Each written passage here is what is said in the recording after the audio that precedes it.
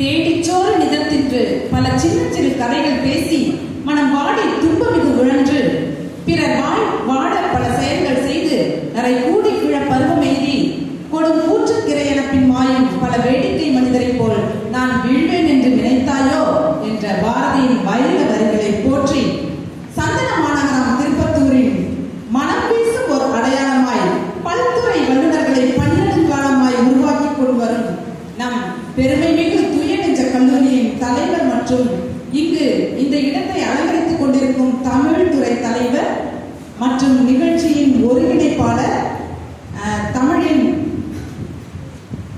முதுமை ஐயா அவர்கள் மற்றும் அனைத்து சான்றோர் பெருமக்களுக்கு வணக்கம் கூறி தூய நெஞ்ச கல்லூரியின் தமிழ் துறை சார்பில் வீரமா முனிவர் தமிழ் மன்றம் நடத்தும் இந்த மாணவர் விவாத அரங்கிற்கு என்னை நடுவராக அழைத்தவரும் நிகழ்ச்சி ஒருங்கிணைப்பாளருமாகிய ஐயா முனைவர் டி பார்த்திபராஜா ஐயா அவர்கள் தித்திக்கும் தீந்தமிழை எத்திக்கும் பரப்பிக் கொண்டிருக்கிறார் என்பதில் ஐயமில்லை.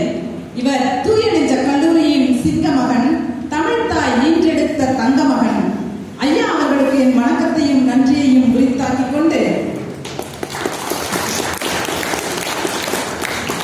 இந்த மேடையை அழகுபடுத்தி அமர்ந்திருக்கும் இளம் சிங்கங்கள் பேச்சாளர்கள் அனைவருக்கும் வாழ்த்துக்களையும் வந்தனங்களையும் கூறிக்கொள்கிறேன். கம்பன் வீட்டு கட்டுத்தரையும் கவிப்பாடும் அல்லவா, நிச்சயமாக நம் ஐயாவின் மாணவர்களாகிய நீங்கள் மிகச் சிறப்பாக பேசுவீர்கள் என்பதை நான் சொல்லாமல் சொல்கிறேன். நிச்சயம் அதில் ஐயமில்லை.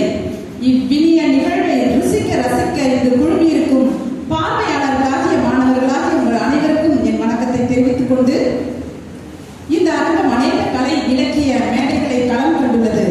அதிலும் நம் தமிழ் துறை பல அரங்குகளை அரங்கேற்றியுள்ளது. அதில் சிறப்பானது ஒரு அரங்கம் என்று இந்த அரங்கத்தில் இணைய வழி கல்வியை பற்றி தான் நாம் பார்க்க இருக்கிறோம். இந்த தற்போது பார்த்தீங்கன்னா நமக்கு நல்லா தெரியும், இன்னைக்கு ரொம்ப முக்கியமான செய்தி என்னன்னு சொல்லி பார்த்தோம்னா உக்ரைன் போர். ஆமா, ரஷ்யாவும் உக்ரைனுக்கும் போர் நடக்குது. இங்கேயும் போர் தான் நடக்குது. என்ன என்றால் ஆரோக்கியமான ஒரு சொற்போர்.